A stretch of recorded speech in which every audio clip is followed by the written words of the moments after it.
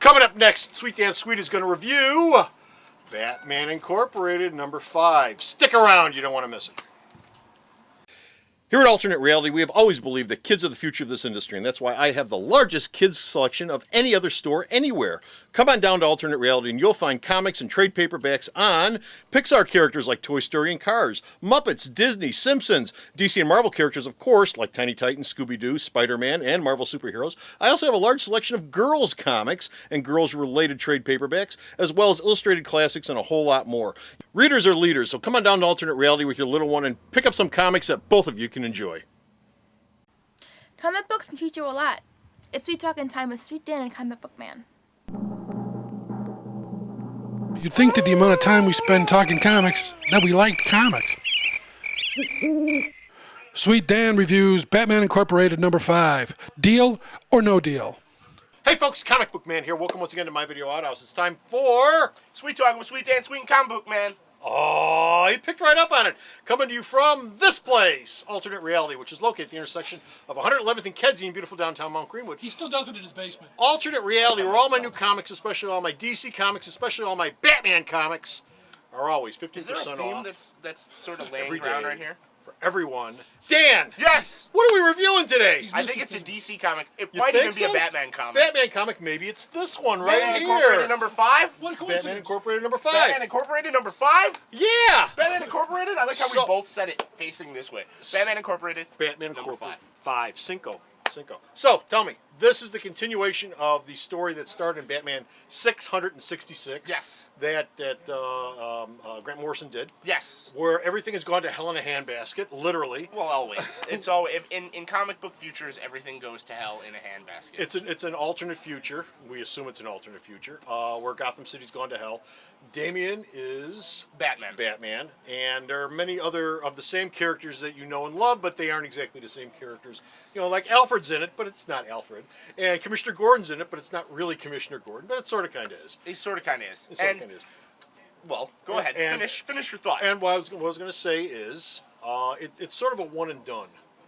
Sort of. Sort of a one and done. That one was a one and Well, if done. you read Batman 666, this makes a lot more sense.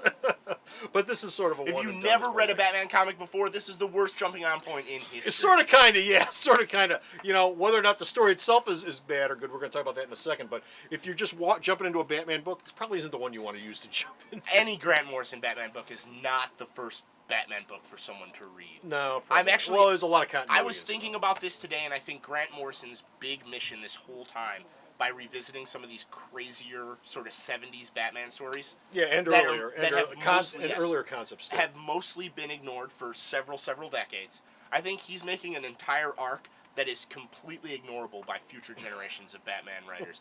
And I think he's doing it on purpose. You know, one of the things he is doing is he's bringing these characters back to be repurposed for the future. Now, whether or not he does it well or not, these are characters and concepts. It's a lot of the stuff he's done. Yeah. The stuff that's been dead in the Batman universe Oh, yeah. for a while. Super but dead. guess what? It's back, and they're all intellectual property, so we can bring them back and market the crap out of them. Well, they're not going to market the crap out of half of these Batman spin-off characters. But they're back. We did have a Knight and Squire miniseries that spun out of Grant Morrison's. And Knight and Squire was from the 50s Batman. Yeah. And now you have a Knight and Squire in the Batman contemporary universe. Until they get blown to crap or whatever he does at the end of all this stuff. And that brings me back to this. Yeah. So tell me, how do you like the book? It's all right. It's all right. I've been following Grant Morrison's Batman since he started, and I feel like the longer I hang out in this sort of Batman situation, Yeah. especially within the context of the New 52, where you have a guy like Scott Snyder who's coming in and he's sort of taking more the roots of the character and Right. getting back to that as opposed to Morrison celebrating the convoluted backstory of the character. Right. There's just, I mean, there's a certain point where my head starts to hurt, and I'm just like, all right, Grant, I know you're high on magic right now, and you need to just like. He's not. No, wait. Grant Morrison is high on life. Life Okay? magic. He is not. He is not high on any sort of. We do not. We're not trying to infer that he is high on anything Oh, besides no, life and happiness. Just- Life and happiness. Magic and mysticism. Magic and mysticism. That's what he gets high on. Alan Moore is high on magic and mysticism He's a almost every wizard. single day. He is a wizard. I think He Grant can Morrison pull is rabbits like, out of his sleeve. I think Grant Morrison is like the Harry Potter to like Alan Moore's Albus Dumbledore. Yeah, One of them has a beard, damn it. That's not bad. I'm just saying. The longer I hang out in Grant Morrison's Batman universe, the more I want to take a shower. I love it. I really love what he's done. I really loved all the stuff he's built. I love the character of Damian. I love the extended Batman of All Nations, Batman Incorporated. Yeah. I love that he took Chris Burnham, who's a local guy, and really he put him on the scene in terms of comics. Like, this is a guy who I was raving about when we did an Officer Down review forever and a day ago. Right. Same guy, Chris Burnham. The art, his art. I like his artness. I like his art. It's a really little muddy. It's a little muddy, but it's a dark, futuristic dystopian story, as all futuristic dystopian stories should be, dark and muddy. The problem I have with this, not particularly, but in general, is DC used to do a thing called Elseworlds. Yeah. Where a lot of the futures were dark, but not all of them were. Okay. And Marvel used to do a thing called What If. Yep. Where all the futures were dark. Everybody died in a What If book. Everybody got destroyed. You know what? Everybody's gonna die in our real future anyway. But DC used to do with the Elseworlds stuff, like Kingdom Come. Yeah. I mean, the heroes would go through something horrible. When they come out the other end, they've grown for it, and things are better. This is not for what happened. Old This ain't DC. it. This ain't it. This is certainly not old DC. This is, if anything, like Image Extreme Studios DC. There's much more of that flavor to it. Unhappy ending DC. And I'm not specifically referring to this book, but, I mean, you see things in this book that don't mesh with the New 52. In this story, Barbara Gordon is in a wheelchair. In the future. In the future. And she was in a wheelchair in the past, and she's walking now, but she's back in a wheelchair in the future. Okay, not to give the story away, but this takes place in the future, obviously, like we said. Gotham is in flames. When does it take place? In the future. Okay. Gotham is in flames. Yep. Damian is all grown up. He's taken on the mantle of Batman. Yep. Joker and Arkham Asylum seems to be the only place left in Gotham that you can go to for sanctuary. Yeah, it's the safest place. Batman's hiding out there, and the Joker has somehow managed to turn everybody in Gotham sort of like crossed over to Avatar. Joker zombie They're all guys. crazy homicidal maniacs with the big smile instead of the cross on their face. Same idea though. They're busting down the doors to get in. So it's this Fort Apache. The Precinct 13. Precinct 13. Okay. Precinct 13. Okay. It's this Precinct 13 thing where they're all holed up trying to find the cure for what the Joker did, and from that point on, it sort of goes to hell in a handbasket. It's horrible. And Babs is in a wheelchair. That doesn't explain why Babs is in a wheelchair again. They didn't even explain how she got out of the wheelchair in the first place. But that's not important to the overall story because the overall story is sort of a parable with Bruce and Damian at the end. Bruce and Damian talking, and this is the future that will probably happen if I let you become Batman. So I can't ever let you become Batman. And so you gotta do something. And I don't want to give a lot of it away, but for the most part, Grant Morrison has been allowed to play so far outside the lines.